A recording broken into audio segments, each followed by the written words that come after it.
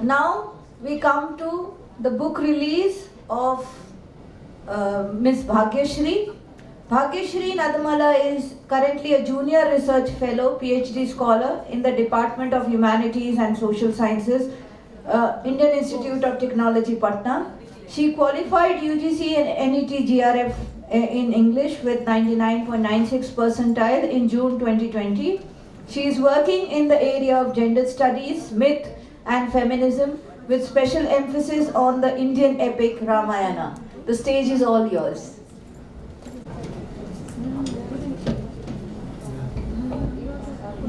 I know rats are playing cricket in your tummies. I won't take much of your time. Just 5 minutes. I just want your attention. So, ladies and gentlemen, authors, both accomplished and debutants, the dignitaries on and off the stage, and Kyoto Publishing House, India. A great evening, everybody.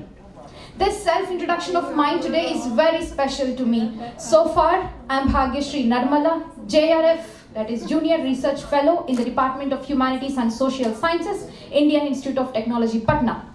But today, I'm going to add a really huge credential to my self-introduction. Standing before you is Bhagya Shree Nadamala, the author of Sita's Instropection in Uttar Ramayana, and this is my debut novel.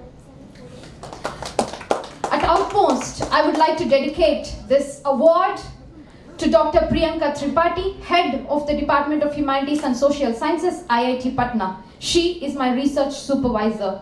Thank you, ma'am, for your constant support, motivation, and guidance, and always pushing me to the maximum and beyond. In this short speech, I'm just going to answer a why and a how the novel came about.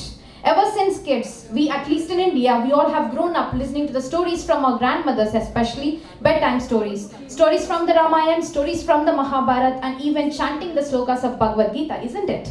Yes. So yeah, the same with me. Apart from stories like Once Upon a Time, It Was a Dark Night, apart from stories like this, stories like Rama was a great ruler of kingdom Ayodhya and Ikshvaku dynasty. He's a good son to King Dashrath. He's a good brother to Lakshman, Shatrugna, and Bharat. He's a good husband to Sita. You should become like him. He is Purushottama.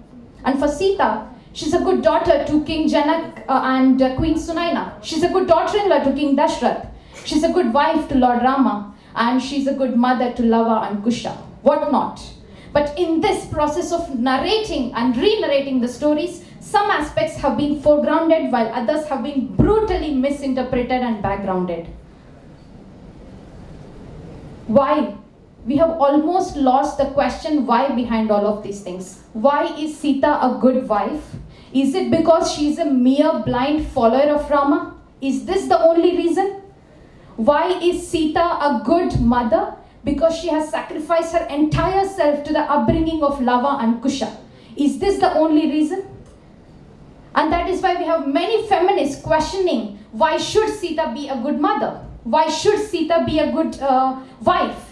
Why imprison her in all of these ideals? And from this question, I have sown the seed for my novel.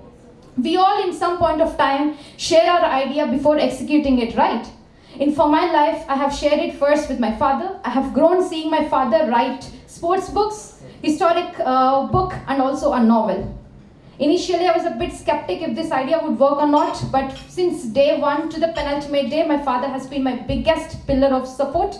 Thank you, Dad. And he was also my first editor to this particular book. So one question is done, and answering my second question, why Sita's introspection in Uttar Ramayana? Because this is always the marginalized aspect of Ramayana, because talking about the other khandas like Balakand, Yuddhakand, Ayodhyakand, Kishkindakand, and whatnot, these are more prominent when we talk about Valmiki's Ramayana. Why Sita's introspection in Uttar Ramayana alone? For me personally, Sita's life in forest is such an uphill and challenging task. Imagine perilous forest, not a one person that you know, swinging between the past that is clinging onto her back, the one at the dangerous Ravana abode, and future that is completely unknown. She doesn't know why she was sent there. She doesn't know what happened, what is happening. Will Ayodhya accept her back or nothing? She's just clueless. But she did not doom down to the pressure. She rather rose above the pressure, rose above each and every difficulty. She did not go with the flow, rather she faced the flow. And my novel, Sita's Instropection in Uttar Ramayana, is an attempt to showcase Sita with all her powers, capacities, capabilities, and abilities to the modern Gen Z who just know Sita as a mere blind follower of Rama. No, she's not. She's beyond that. And my novel becomes an interesting read because it kind of begins and ends at the same place, Ayodhya's Darbar Hall. It begins with Rama's coronation and it ends with Sita's emotional, painful and powerful reunion with her mother, Bhudevi. And my novel is also, maybe I would just read an excerpt.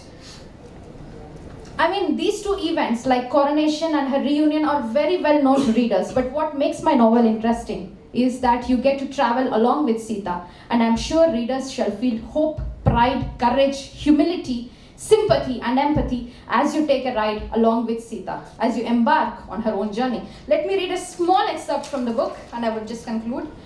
Rama and I went nostalgic together. Our talks were of no bounds. I'm enjoying the way we are speaking our hearts out. We traveled all the worlds in our imaginary conversation. Exhausted after a long and busy day, I could not control my sleep. While I was about to doze off, I heard a loud, sharp bell signaling Rama's responsibility. What happened next? How did Sita tackle the trouble? You'll all have to grab a copy to know further and fall in love with Sita's aura. Thank you so much. Thank you for your time and patience.